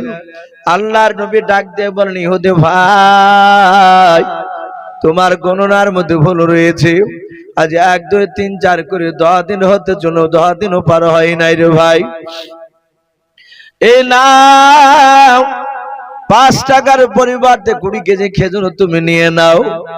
ইহুদি ব্যাগটা ধরে নিলাও। আল্লাহর নবী জনাবে মুহাম্মদ রাসূলুল্লাহ সাল্লাল্লাহু তাআলা আলাইহি ওয়াসাল্লাম, দরদি নবী আমার 5 কেজি খেজুর হাতে নিয়ে আর উপর ইহুদির হাত ওখানে ধরে বলেছিলেন, ইহুদি ভাই আমার ওমর আবেগে থাকতে না পেরে তোমাকে মেরেছিল রে ভাই, তাই আমি ওমরের হয়ে তোমার কাছে ক্ষমা চাই, দয়া মেহেরবান করে ওমরকে ক্ষমা করে দাও। আর এই তোমার যে আঘাত লেগেছে তার বিনিময়ে তার পরিবার তার 5 কেজি খেজুর দিলাম নাও। ইহুদি বাপটি থাকতে পারলো না। আল্লাহর নবী জনাবে মুহাম্মদ রাসূলুল্লাহ সাল্লাল্লাহু তাআলা আলাইহি ওয়াসাল্লামের বাপনি আকলাক ব্যবহার দেখে বাবা আর থাকতে না পেরে খাজুরগুলো নবীর পায়ে তলে রেখে দিও। নবীর পা দুখানা ধরে বলেছিল, নবী গাও আমি আমি অনেক অন্যায় করেছিলাম, আপনার কাছে জেনে শুনে আমি আপনাকে গালিগালাজ করেছিলাম। নবীজি আপনাকে পরীক্ষা নেওয়ার জন্য আপনি সত্য নবী না মিথ্যা নবী এটা জানার জন্য নবী গাও দয়া মেহেরবান করে আপনি ক্ষমা করে দেন। আর আপনার কলমা লা ইলাহা ইল্লাল্লাহ একটু গভীর রাত্রে পড়ে নি, লা ইলাহা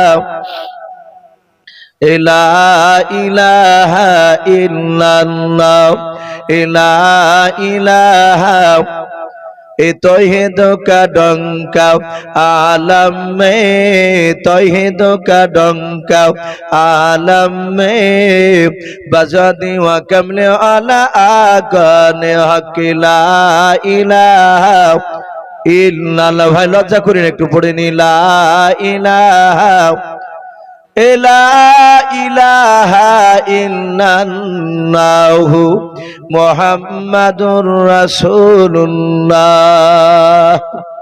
সাল্লাল্লাহু তাআলা আলাইহি ওয়াসাল্লাম। বাপজি সেই ইহুদি ঈমান এনেছিলেন।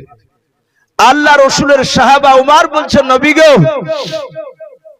সেই দিনের পর থেকে আর তো কেউ মারতে পারেনি আপনাকে। বলে না উমর, তারপর থেকে আর বেঈমানরা আমাকে তোমার সামনের মারতে পারেনি। বাপজি আমার সোনা লালেরা, এ রাসূল 63 বছর ধরে বাপজি নয় 23 বছর বাপজি উম্মতের জন্য এত কাঁদা কেঁদেছিলেন। আল্লাহ রাসূল এখনো বাপজি রওজাতুল মানওয়ারায় সবুজ গম্বুজের তলে রাসূল এখনো উম্মতি করে কাঁদছেন। বলুন আলহামদুলিল্লাহ। নবী এখনো কাঁদছেন। আমরা হয়তো বাপজি বুঝতে পারি নাই। যারা হাজী সাহেব হজ করতে যায় সবাই নয়। হাত কাটা ইমাজউদ্দিন রহমাতুল্লাহ আলাই নদিয়া জেলার বাপজি একটা হাট গোবিন্দপুর গ্রামের বিখ্যাত একটা বক্তা ছিলেন। তার এই বাম দিকের হাতটা গোড়া থেকে বাপজি ছিল না। সেই সময়কার দামি বক্তা তিনি। বেলডাঙ্গা সুরুলিয়া মাদ্রাসায় প্রতি বছর ওয়াজ করতে আসতেন উনি। তো উনি জালসায় বলছিলেন রাসূলুল্লাহ জিন্দা আছে। আর আমরা হাদিসে পড়েছি, ইন্নাল্লাহা হাররামা মিনাল আজদাসিল আম্বিয়া ফানাবিয়ুন হাইয়ুন ইরজাকুর। যারা নবী রাসূল হয় তাদের জন্য বাপজি মাটিকে আল্লাহ রাব্বুল আলামিন তাদের শরীরকে খাওয়া হারাম করে দিয়েছেন, বলুন সুবহানাল্লাহ। শুধু তাই নয়, ফাহাইয়ুন, তারা কবরে জিন্দা, পায়ুরজাকুন, এবং তারা কবরে রুজি পর্যন্ত খায়। আল্লাহ রাসূলকে উনি বলছিলেন, আমি হজ করতে গিয়ে, উনি কয়েকবার হজে গিয়েছিলেন, হজ করতে গিয়ে রাসূলুল্লাহকে আমি সালাম দিয়েছি এবং নবীজির সালামের উত্তর আমি কবর থেকে, আমি অপর থেকে, কান থেকে শুনতে পেয়েছি। উনি বলছিলেন এবং কয়েকবার তিনি আল্লাহর উপর কসম খেলেন, আল্লাহি কসম, আল্লাহি কসম, বলার পর বললেন যে আমি তার সালাম শুনেছি। রাসূল এখনো কাঁদছেন বাপ, নবী আমার জিন্দা অবস্থাতেও কেঁদেছেন। হাদিস শরীফে এসেছে আল্লাহ রাসূল সাল্লাল্লাহু তাআলা আলাইহি ওয়াসাল্লাম দুনিয়ার বুকে সাহাবাদেরকে নিয়ে বাপজি বক্তব্য দিচ্ছিলেন মসজিদে নববীতে। সাহাবারা বলছিলেন, আমাদের দিকে তাকে থেকে নবী কথা বলছিলেন, আমরা নবীর দিকে তাকে থেকে কথাগুলো শুনছিলাম। হঠাৎ করে দেখলাম নবী আমাদের দিকে তাকালেন না, নবী আকাশের দিকে এইভাবে উঁচু করে তাকাতে লাগলেন। আমি মাওলানা ইউসুফ যদি আমি অপর দিকে একইভাবে তাকে থেকে আপনারা ভাববেন তো ইউসুফ সাহেব অপর দিকে কি ব্যাপার, কি দেখছে, আর ঠোঁট যদি লড়ায় তাহলে ভাববেন যে কার সাথে কথা বলছে। সাহাবারা বলেন, আমরা দেখলাম আল্লাহর নবী আকাশে দেখেছে, যেন সালামের উত্তর দিলেন। দরদি নবীকে জানে কেউ যেন সালাম দিল রে বাবা। হাদিস শরীফে পাওয়া যায় আল্লাহর নবী জনাবে মুহাম্মদ রাসূলুল্লাহ সাল্লাল্লাহু তাআলা আলাইহি ওয়াসাল্লামকে সম্রাট জিবরিল আলাইহিস সালাম আল্লাহর নবীজিকে বাপ যে সালাম দিলেন, আসসালামু আলাইকা ইয়া রাসূলুল্লাহ, আল্লাহর নবী যে সালামের উত্তরখানা দিলেন। সাহাবারা বলেন, আমরা আকাশের দিকে তাকালাম, কাউকে দেখতে পেলাম না, কারণ বাবা ফেরেশতাকে আমরা দেখতে পাই না পাই, কিন্তু নবী বলেছেন প্রকৃতি যদি বাপজি সাহাবা ওয়ালা আব্বাস রাদিয়াল্লাহু তাআলা আনহুর মতো যদি ঈমান হয়, ফেরেশতাকে মানুষে যে দেখতে পাবে না তা নয়, দেখতে পেতে পারে। কিন্তু সেদিন সাহাবারা বলেন আমরা কেউ কাউকে দেখতে পেলাম না, কিন্তু দেখলাম নবী কার সঙ্গে যেন ঠোঁট লড়ে লড়ে আকাশের দিকে কথা বলছিলেন। দরদি নবী বলেন, ভাই জিবরিল, তুমি প্রথম আসমান থেকে কেন আমাকে সালাম দিলে বলো? দরদি নবী আমার ডাক দিয়ে বলেন, জিবরিল ভাই কেন তুমি সালাম দিলে বলো? বলে, নবী গো আপনি আমার ডান হাতের দিকে তাকান। আল্লাহর নবী জিবরিলের ডান হাতের দিকে তাকালেন। দরদি নবী আমার ডাক দিয়ে বলেন, জিবরিল ভাই আমি তোমার ডান হাতে আমি তাকালাম, বলুন কি বলতে চাও? জিবরিল আলাইহিস সালাম ডাক দিয়ে বলেন, হুজুর ডান হাতে আপনি কি দেখতে পাচ্ছেন? বলে, জিবরিল কয়েকটা ঘরের দরজার ছবি দেখতে পাওয়া যায়। জিবরিল বলে, হুজুর গনে বলুন কটাও?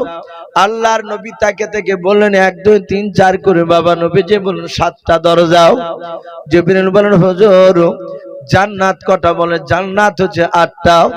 জাহান্নাম কটা? বলে, জাহান্নাম হচ্ছে 7টা। আল্লাহর দরদি নবী জনাবে মুহাম্মদ রাসূলুল্লাহ সাল্লাল্লাহু তাআলা আলাইহি ওয়াসাল্লাম দরদি নবী বললেন, আমি 7টা দরজার ছবি দেখতে পাচ্ছি।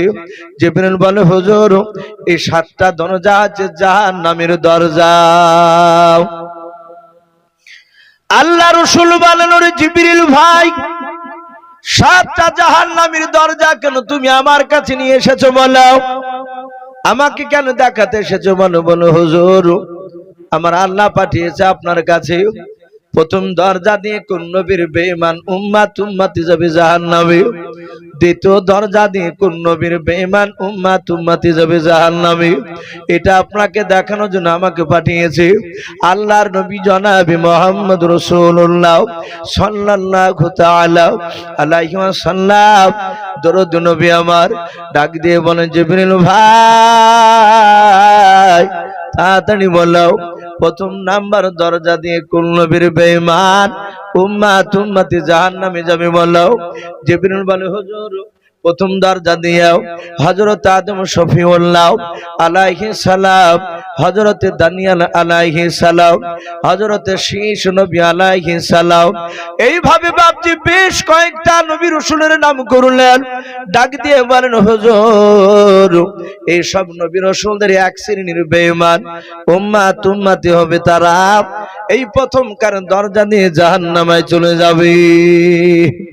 ভাই আর কয়েক মিনিট বসি, রাত্রি অনেক গভীর হয়ে গিয়েছে, প্রায় 1টা বাজতে ছিল। মানুষ ধৈর্যের আপনার বাইরে হয়ে যাচ্ছে মানুষের, যেহেতু আবার ফজরের নামাজ আছে, যেহেতু এখনো বাপজি আমাদের সামনে ফজরের নামাজ। আর একটু বসি ভাই, আর একটু বসি দিয়ে আখিরি দোয়া নিয়ে সবাই বাড়ি যাবো ইনশাআল্লাহ। আল্লাহর নবী জনাবি মুহাম্মদ রাসূলুল্লাহ সাল্লাল্লাহু তাআলা আলাইহি ওয়াসাল্লাম নবী আমার বলেন জিবরিল ভাই দ্বিতীয় দরজা দিয়ে কোন নবীর বেঈমান উম্মত উম্মতি যাবে বলো। ডাক দিয়ে বলেছিল হুজুর দ্বিতীয় দরজা দিয়ে হযরত জাকারিয়া নবী আলাইহিস সালাম, হযরত ইদ্রিস নবী আলাইহিস সালাম, হযরত মুসা কালিমুল্লাহ আলাইহিস সালাম, এইভাবে বাপ যারো অনেকগুলো কয়েকটা নবী রাসূলের নাম করলেন। বললেন হুজুর এই সব নবী রাসূলদের এক শ্রেণীর বেঈমান উম্মত উম্মতি হবে, তারা 2 নাম্বার দরজা দিয়ে জাহান্নামে চলে যাবে। 3 নাম্বার দরজা দিয়ে কোন নবীর বেঈমান উম্মত উম্মতি যাবে বলো জিবরিল ভাই। বলে নবী গো হযরত লূত নবী আলাইহিস সালাম, হযরত নূহ নবী পয়গম্বর আলাইহিস সালাম, হযরত ইব্রাহিম নবী আলাইহিস সালাম, এইভাবে বাপ যে নাম করলেন এই সব নবীদের এক শ্রেণীর বেঈমান উম্মত উম্মতি হবে, তারা 3 নাম্বার দরজা দিয়ে জাহান্নামে চলে যাবে। আল্লাহর মায়ার নবীর কাছে বাবা জিবরিল 3 4 5 6 করে পর্যন্ত বললেন 7 নাম্বার দরজা বাকি আছে। দরদি মায়ার নবী ডাক দিয়ে বলুন গো জিবরিল ভাই বলো বলো 7 নাম্বার দরজা দিয়ে কোন নবীর বেঈমান উম্মত উম্মতি যাবে বলো। হযরত জিবরিল আলাইহিস সালাম কথা বলেন নাই, আল্লাহর নবী বলেন জিবরিল ভাই তাড়াতাড়ি বলো 7 নাম্বার দরজা দিয়ে কোন নবীর বেঈমান উম্মত উম্মতি যাবে বলো। জিবরিল কথা বলে নাই, শুধু ফাল করে নবীর দিকে চেয়ে আছে। আল্লাহর নবী বলেন আমি জিবরিলের চোখের দিকে তাকালাম, দেখলাম তার 2 চোখের কোণা দিয়ে বাপ যে পানি ঝরতেছিল। আল্লাহ দরদি নবী বলেন জিবরিল ভাই তোমাকে আমি 1 2 3 4 করে 7 নম্বর পর্যন্ত নয় 6 নম্বর পর্যন্ত নাম করতে শুনলাম, তোমার চোখ দিয়ে পানি ঝরে নাই। ওরে জিবরিল ভাই 7 নাম্বার দরজা নবীর নাম না করে তোমার চোখ দিয়ে কোনো পানি ঝরে কেন, কাঁদতেছো তুমি বলো। হযরত জিবরিল আলাইহিস সালাম ডাক দিয়ে বলে হুজুর 7 নাম্বার দরজার নামটা বলতে কষ্ট পাই। আল্লাহর দরদি নবী বলেন না জিবরিল ভাই কষ্ট পেও না, তাড়াতাড়ি বলো। বলে নবী গো 7 নাম্বার দরজা দিয়ে হযরতে ও নবী যে আপনার কিয়ামত পর্যন্ত এক শ্রেণীর বেঈমান উম্মত উম্মতি হবে, তারা আপনার সুন্নাত অনুযায়ী চলবে না, তারা আল্লাহর কোরআনের বিধান অনুযায়ী চলবে না। নবী গো সেই সব লোকেরা আপনার উম্মত হবে এক শ্রেণীর বেঈমান, তারা 7 নাম্বার দরজা দিয়ে জাহান্নামে চলে যাবে। আল্লাহ রাসূলকে কথাটা বলে জিবরিল আলাইহিস সালাম তিনি অদৃশ্য হয়ে গেলেন। নবী অঝর নয়নে বাপজি কাঁদতে লাগলেন। কাঁদতে কাঁদতে বাপজি রাসূলুল্লাহ বাড়ির দিকে চলে গেলেন। সব সাহাবারা বলেন রাসূলকে ডেকো না, নবী আঘাত পেয়েছে, নবী ঠিক চলে আসবে। ভাই বিশ্ব নবী আমার 3 দিন ধরে এসেছিলেন না মসজিদে। 3 দিন পর 4 দিনকার দিন রাসূলের বন্ধুরা আবু বকর বাড়িতে গিয়ে নাই রাসূলের বাড়িতে আবু বকরকে ডাক দিলেন। রাসূলের ডাকা সাড়া পেলেন না, নবী উত্তর দেয় না। নবীর কলিজা টুকরা বিটি মা ফাতেমাতু জোহরা রাদিয়াল্লাহু তাআলা আনহা তিনি সালামের উত্তর দিয়ে বেরিয়ে এসে বললেন ওগো আমার আব্বার বন্ধুরা, আমার আব্বা কই? আমার আব্বা 4 দিন হতে ছিল বাড়িতে আসে নাই। আবু বকর তিনি কাঁদতে লাগলেন, বলে আমার মনে হয় রাসূল আর জিন্দা নাই। বাপজি, সেই নবী আমাদের গুহার ভিতরে বাপজি 3 দিন ধরে কেঁদেছিলেন শুধু উম্মতি উম্মতি করে। জিন্দা অবস্থায় নবী বলেছিলেন, ওগো আল্লাহ, আমার একটা উম্মত জাহান্নামে থাকা পর্যন্ত আমি সহ্য করতে পারবো না, আর আমি তোমার নবী জান্নাতে যেতে পারবো না। লাস্টে সাহাবারা বাপজি কেউ রাসূলুল্লাহকে তুলতে পারে নাই। তার বিটি ফাতেমা জোহরা রাদিয়াল্লাহু তাআলা আনহাকে নিকটে এসেছিলেন। সাহাবারা জানতেন নবী তার বিটিকে খুব ভালোবাসতেন, ফাতেমাকে। এটা হাদিসে এসেছে, আপনার নারী আর পুরুষের মধ্যে থেকে একটা মানুষের যদি ছেলে মেয়ে থাকে, বেটা ছেলে চেয়ে বাপজি বিটি মেয়েটাকে বাপজি বেশি ভালোবাসা, এটা হচ্ছে নবী সুন্নাহ। না, আজ বাপজি উল্টো হয়ে গিয়েছে। আজ আমরা মেয়ে হলে বাপজি মনটা খারাপ হয়, মেয়েদেরকে বেশি ভালোবাসি না, যে অনেক টাকা লাগবে বলে বিয়েতে। আমরা বেটা ছেলেকে দেখে ভালোবাসি। বেটা হলে বাপজি 20 কেজি মিষ্টি বিলায়, আর বিটি হলে বাপজি 1 কেজি মিষ্টি দিতে চাই না লোককে আনন্দ করে। এটা আমাদের চরম বাপজি অন্যায়। রাসূল বিটিদেরকে ভালোবাসতে, আল্লাহ নবী এত ভালোবাসতেন, কিতাবে লিখেছে নবীর 4-4টে বেটা বাপজি ইন্তেকাল করেছিল ছোটবেলায়। নবী একটা বেটার জন্য কাঁদেনি, কিন্তু রাসূলুল্লাহ তার বিটির জন্য বাপজি কেঁদেছিলেন। তাই অনুরোধ করব বাপজি, আমি আপনাদের সকলকে বলবো, সে রাসূলের বিটি ফাতেমা জোহরা, তিনিও এসে ডেকে বাপজি রাসূলকে উঠাতে পারলেন না। লাস্টে জিবরিল আলাইহিস সালাম এসে বললেন, আসসালামু আলাইকা রাসূলুল্লাহ, হে নবী আপনি কাঁদবেন না। ইরফাউ রাসাকা, নবী আপনি মাথা তুলুন। আপনার যারা প্রকৃত উম্মত উম্মতি হবে, তারা একটাও জাহান্নামে যাবে না। বলুন সুবহানাল্লাহ। শুধু তাই নয়, কিয়ামতের ময়দানে আপনাকে মাকামে মাহমুদ বলে একটা জায়গা দেওয়া হবে, যে মাকামে মাহমুদ আদম নবীকে দেওয়া হবে না, ঈসা নবীকে দেওয়া হবে না, দাউদ নবীকে দেওয়া হবে না, মুসা আলাইহিস সালাম কোন নবীকে দেওয়া হবে না, শুধুমাত্র আপনাকেই দেওয়া হবে। আপনার জন্যই বরাদ্দ করা হয়েছে। বাপজি আমার সোনা লালেরা, রাসূল বলেন ওটা কি হবে? বলে সেই মাকামে মাহমুদে বসে থাকবেন, আপনার সামনে দিয়ে জাহান্নামীরা জাহান্নামে যাবে, আপনার উম্মত উম্মতিকে দেখে আপনি চিনতে পারবেন। ওগো নবী, যতবার ওই মাকামে মাহমুদে বসে হাতখানা ধরে আপনি বলবেন আল্লাহ একে জান্নাতে দাও, আল্লাহ ততবারে আপনার দোয়াকে কবুল করে নিয়ে জান্নাতে দিবে। বলুন সুবহানাল্লাহ। এই ছিল সেই রাসূল। তাই বাপজি, সেই রাসূলকে বাপজি ভালোবাসতে হলে আমাদেরকে 5 ওয়াক্ত নামাজ পড়া লাগবে। মাদ্রাসা জালসা আলহামদুলিল্লাহ আপনারা যথেষ্ট বাপজি দান দিয়েছেন মাদ্রাসায়। মা বোনেরা পর্দার আড়াল থেকে কথাগুলো শুনছেন, আমি মা বোনদেরকে বলবো, মা বোন, আমার পূর্বেকার বক্তা আমাদের হুজুর মা বোনের সম্পর্কে উনি আলোচনা করছিলেন, শেষের দিকে শুনছিলাম। আমিও মা বোনদেরকে বলবো, মা বোন আপনারা যারা বিবাহিতা মা বোন, তাদেরকে অনুরোধ করবো আপনারা স্বামী সেবা করবেন, পর্দায় থাকবেন, 5 ওয়াক্ত নামাজ পড়বেন। আর বাপজি স্বামীর খিদমত করার কথা বলা হয়েছে, এসবগুলো করলে মেয়েদের জন্য রব্বুল আলামিন 8টা জান্নাতের দরজা খুলে দিবেন। বলুন আলহামদুলিল্লাহ। আর বাপজি ভাইদেরকে বলবো, আপনারাও আপনার বিবিদের উপর হক পূর্ণাঙ্গভাবে আদায় করবেন, আপনারা ছেলে মেয়েদের হক আদায় করবেন। ভাই তো যাই হোক, অনেকে বসে আছেন, অনেকে তাকিয়ে আছেন একটু দোয়ার জন্য। বাপজি আমার পূর্বেকার বক্তা বলছিলেন যে ওনার আগেকার বক্তাকে টাকা দিয়েছেন, তাই উনি বলেন ভাই ওনারও হাতে চেয়েছিলেন। আমি অনুরোধ করব ভাই, যেহেতু এটা মাদ্রাসা জালসা, বাপজি আপনার শেষ পর্যন্ত শুধু নয়, ফজরের পর আদায় হয় অনেক মাদ্রাসা। এখন এখানে হয় কি আমি জানি না, এখানে হয় না, হয় আলহামদুলিল্লাহ। ফজরের পরও মা বোনদেরকে দেখা যায় তারা মুরগির ডিম পর্যন্ত বাড়ি থেকে নিয়ে এসে দেয়। বাপজি এক্ষুনি দেওয়া হবে ইনশাআল্লাহ। যেহেতু আবার রাত্রি কয়েক ঘন্টা ঘুমানোর পর ফজরের নামাজের জন্য আমাদেরকে আবার উঠতে হবে, তাই প্রতিটা বাপজি ভাই মা বোনেরা যারা আছেন ভাই, দোয়া করার আগে শেষের বেলায় আমি আপনাদেরকে বলবো ভাই, 2-4টা লোক যদি 100 খান করে টাকা যদি কাছে থাকে, যদি না থাকে একটু যদি বাপজি বলেন যে আমি 100 টাকা দিব, 1 মাস পর কি 1 সপ্তাহ পর ইনশাআল্লাহ দোয়া হবে ভাই। শেষের বেলা একটু দেখতে চাই কোন আল্লাহর বান্দা যার শেষ ভালো তার সব ভালো ভাই।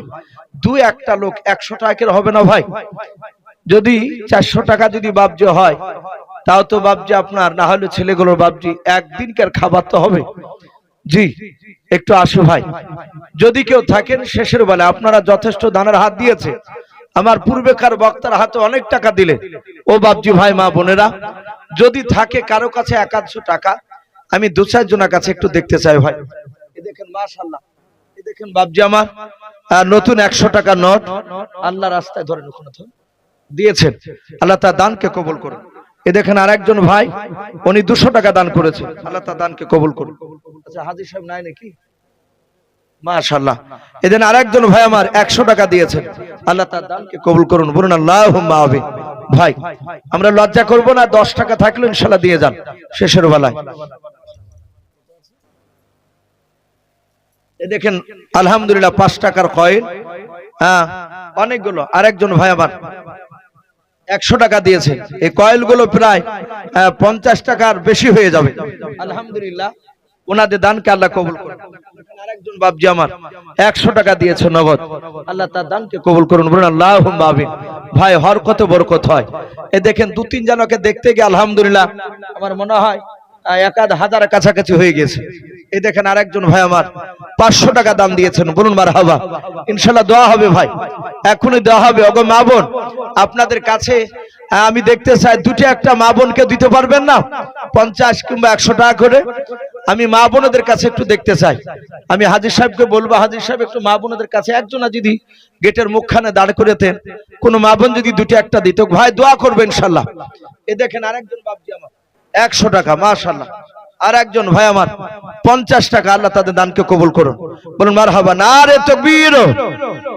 যে আশাতে যে নিয়াতে মাওলা তোমার বান্দারা করিয়াছে দান, দানকে কবুল করো তুমি সবার। অগবারি দোয়া করি অগ পাকবারি, মিজানেতে নেকির পাল্লা করে দিও ভারী।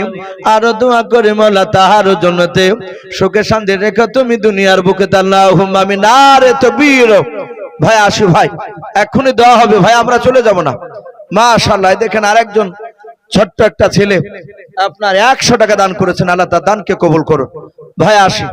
আচ্ছা একটা দুটো কেউ মা বোনদের কাছ থেকে আসবেন না? মা বোন আমরা দোয়া করব ইনশাআল্লাহ। যথেষ্ট আলহামদুলিল্লাহ আপনারা দানের হাত বাড়িয়েছে। আমি অনুরোধ করব বাবজু ভাই, শুধু আজকে দিই বন্ধ নয়, আমরা বেঁচে থাকা পর্যন্ত এই নওদাপাড়ার মাদ্রাসাকে আমরা ভালোবাসবো, বলুন ইনশাআল্লাহ।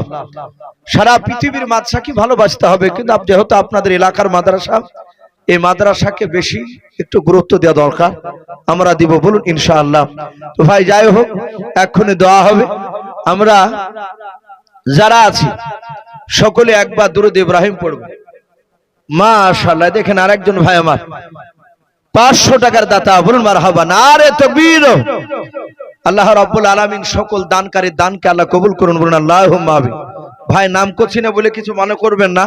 আর একজন বাপজি আমার 100 টাকা, আর একজন তালবুল ইলম কিংবা মাওলানা আমি জানি না ভাই আমার, উনি 520 টাকা দান করেছেন, আল্লাহ তার দানকে কবুল করুন, বলুন আল্লাহুম্মা আমিন। মাশাআল্লাহ মাশাআল্লাহ। এ দেখেন জাযাকাল্লাহ মা বোনদের কাছ থেকে, সুবহানাল্লাহ। এ দেখেন মা বোনদের কাছ থেকে অনেক টাকা। হাজী সাহেব একটু উপরে উঠে আসেন।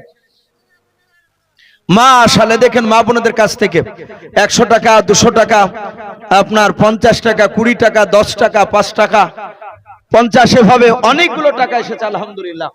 আল্লাহ সকল মা বোনের দানকে আল্লাহ কবুল করুন, বলুন আল্লাহুম্মা আমিন। বলেন নারে তাকবীর। আল্লাহ সকলের মা বোনের দানকে আল্লাহ কবুল করুন, বলুন মারহাবা। মাশাআল্লাহ। ভাই সারা পৃথিবীর বেঈমানরা অবাক হয়ে যায় যে মুসলমানরা এত দান করতে পারে। তাই তো অনেক সময় বাপজি ফেসবুকে ইউটিউবে দেখতে পাই অনেক অমুসলিম ভাইয়েরা পাঞ্জাবি টুপি লাগিয়ে দিয়ে তারা মুসলমান সাইজে আদায় করতে আসে, ভিক্ষা করতে আসে। এরকম হয় না অনেক জায়গায়? অনেক জায়গায় ধরা পড়ে যায় তারা। ভিতরে দেখা যাচ্ছে বাপজি তারা মুসলিম নাই, তারা হিন্দু, অমুসলিম। ওরা জানে যে মুসলমানের কাছে গেলে চাইলেই দিবে। এটা পৃথিবীর মানুষ বাপজি অবাক হয়ে যায়। সারা পৃথিবীর মাদ্রাসা বাপজি এইভাবে আপনার আমার 5 টাকা, 10 টাকা, 50, 100 এইসব দানই চলছে, বড় বড় মাদ্রাসা, বলুন আলহামদুলিল্লাহ। আল্লাহ সকলে দানকে আল্লাহ কবুল করুন, বলুন আল্লাহুম্মা আমিন। ভাই আমরা যথেষ্ট দিয়েছি, যথেষ্ট দিয়েছেন ভাই।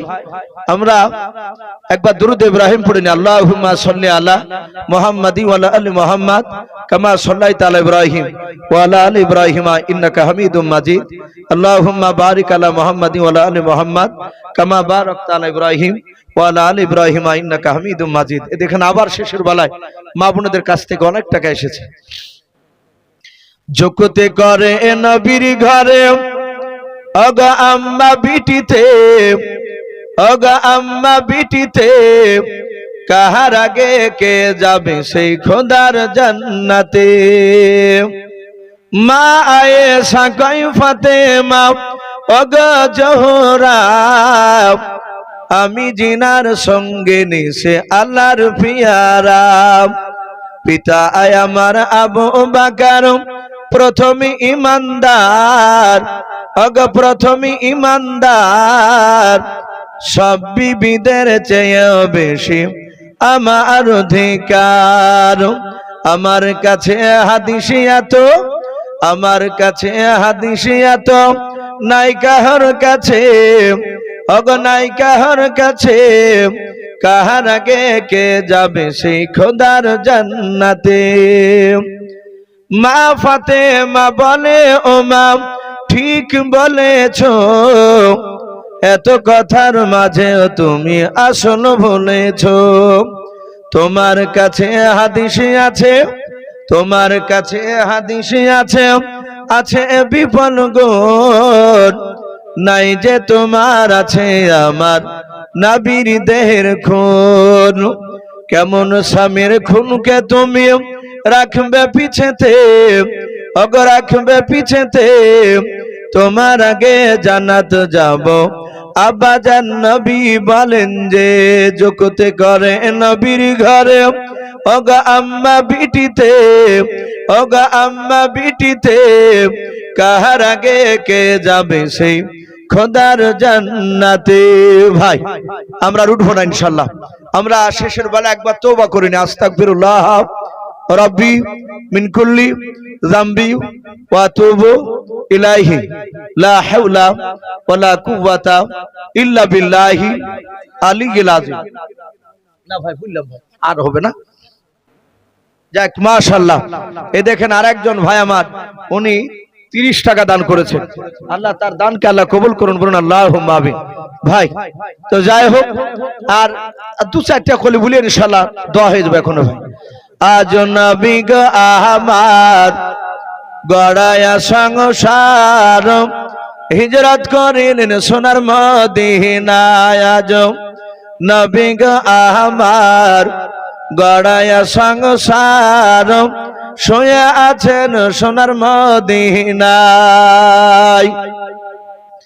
আর আব্দুল্লাহর পৃষ্ঠ হতে ওই মা আমিনার সেকেমেতে, ওই জন্ম নিলেন নবী মক্কাতে।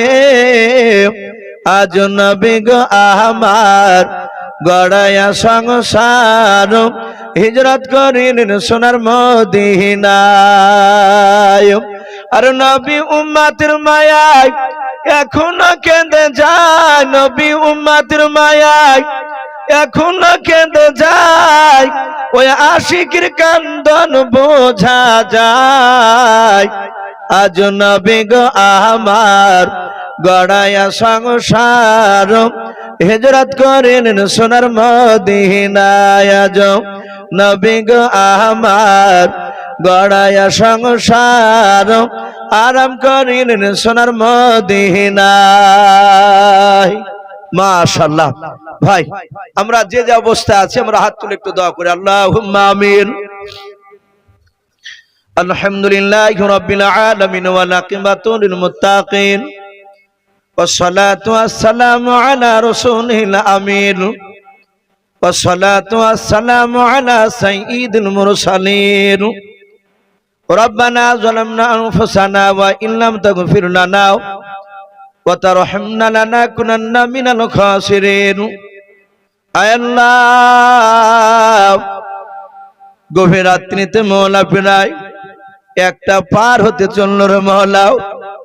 আয় আল্লাহ, প্রচন্ড শীতের রাত্রিতে মওলা তোমার বান্দা বান্দীদের কিনে মওলা তোমার শাহী দরবারে হাত উঠিয়েছে, তুমি দয়া মেহেরবান করে আমাদের সকল হাতগুলো তুমি ঈমানের হিসাবে তুমি কবুল করে নাও। আয় আল্লাহ, গরমের বিছানা ত্যাগ করে মহলাও এই ঠান্ডা রাত্রিতে তারা একটা চটের উপরও তারা বসে বসে তোমার কথাগুলো শুনছিল। ওগো রব্বুল আলামিন, আমরা সকলেই গুনাহগার খাকসার নাদান তোমার বান্দাও। রাত্রি অন্ধকারে দিনের আলো তুমি মহলাও, সগীরা কাবিরা জানা অজানা ছোট বড় যাবতীয় গুনাহ করে ফেলেছি। আয় আল্লাহ, দয়া মেহেরবান করে তুমি আমাদের সকলের জীবনের যাবতীয় গুনাহগুলো তুমি মাফ করে দাও।